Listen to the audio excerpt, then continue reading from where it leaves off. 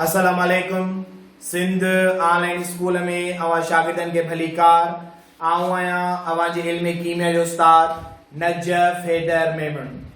प्यारा बारो असा इल्म कीमिया जो चैप्टर नंबर 4 अनसरन जी दोरियत यानी पेरियोडिसिटी ऑफ एलिमेंट्स स्टार्ट कयोसी। जे मंझ असा या जान हासिल कईसी त पेरियोडिसिटी ऑफ एलिमेंट्स छाखे तो चेजे ऐं इन जो मेन मकसद छा है। उन हवाले से मुख्तलिफ साइंसदानन पांजा लास पेश कया हुआ जिन जा नाला असा पढ़िया हुआसी। हाणे अज असा वटि हिकड़ो ला है साइंसदान डोब्राइनर वारी दर्जा बंदी यानी Dobereiner's classification of Dobereiner. John Dobereiner नाले हिकड़ो साइंटिस्ट हुयो जे 1829 में पांजो हिकड़ो ला पेश कयो जे ला के सॼो वियो ट्रिके जो कायदो यानी लॉ ऑफ ट्राइड। ट्रिको यानी ट्राइड मीन्स 3। डोब्राइनर टिन एलिमेंट्स के पाण मंझ ग्रुप में गड करे रखियो। उन्हनि एलिमेंट्स के गड करे रखी जिन एलिमेंट्स जो प्रॉपर्टीज हिक ॿिए सां मैच पयूं कनि। पोइ डोब्राइनर पंहिंजे ट्रिके जे कायदे जे मुताबिक छा डेफिनेशन दसी चई त ट्रिके वारन अंसरन मां विचे अंसर जो एटमी मायो घणो करे बाकी ॿियनि अंसर जे एटमी मायन जे सरासरी माए जे बराबर थिए थो पियो।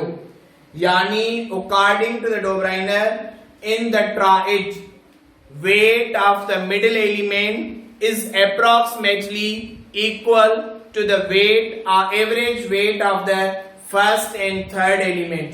यानी डोब्राइनर टिन एलिमेंट्स के पाण में कंबाइन करे रखियो जंहिं मंझि हिन चयो त जेको विचो एलिमेंट आ उन विचे एलिमेंट जो जेको एटॉमिक वेट थिए थो पियो उहो एटॉमिक वेट तकरीबन पहिरें ऐं टें अंसर जे सरासरी वेट या सरासरी माए जे बराबर थिए थो पियो। डेफिनेशन लिखी आहे त इन the tried atomic weight of the middle element is approximately equal to the average weight of the first and third element। Example खणो पिया असां हिकिड़ो डोब्राइनर एलिमेंट खया लिथियम सोडियम पोटेशियम टिन एलिमेंट्स के पाण में कंबाइन कयो हिकड़े ग्रुप में रखी। डोब्राइनर मंझ लिथियम जो मास 7 हुयो 7 हुयो ऐं पोटेशियम जो जेको मास हुयो वो 39 हुयो असां वटि यानी 39।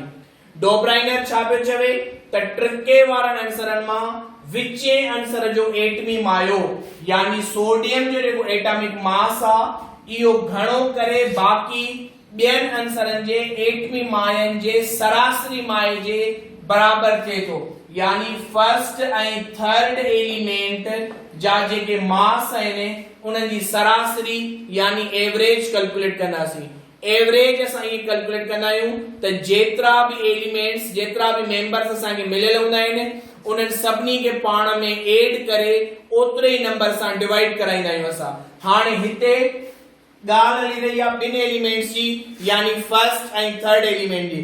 पोइ असां इन ॿिन्ही जे मासिस के एड कंदासीं यानी 7 + 39 ॿिन्ही के एड करे वरी 2 सां असां इनके डिवाइड कराईंदासीं। ॿ एलिमेंट्स आहिनि त ॿिनि सां डिवाइड थींदो असां वटि। हाणे 7 ऐं 39 के जो असां एड कंदासीं त इहे थींदा असां वटि 46/2। हाणे 46 के जॾहिं 2 सां डिवाइड कंदासीं त आंसर ईंदो असां वटि 23। हाणे इहो जेको 23 आंसर निकतो आहे इहो असां वटि एटॉमिक वेट आहे या एटॉमिक मास आहे कंहिंजो सोडियम जो यानी लिथियम सोडियम पोटेशियम। इहो हिकिड़ो ट्राइड आहे इहो हिकिड़ो ट्रिको आहे जंहिंजो एग्जांपल आऊं माने साम्हूं पेश कयो जेको डोब्राइनर ॾिनो असां वटि। अहिड़े नमूने सां क्लोरीन ब्रोमीन आयोडीन इहे बि 3 ट्राइड आहिनि असां वटि।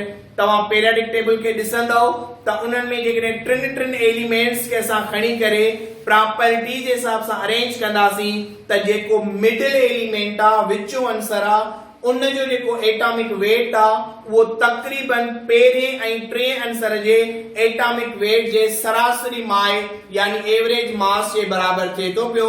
इन लॉ खे सॼो वियो लॉ ऑफ ट्राइड यानी ट्रिके जो कायदो छाकाणि हिन ला जे अंदर जॉन डोब्राइनर टे एलिमेंट्स के पाण में कंबाइन करे रखियो।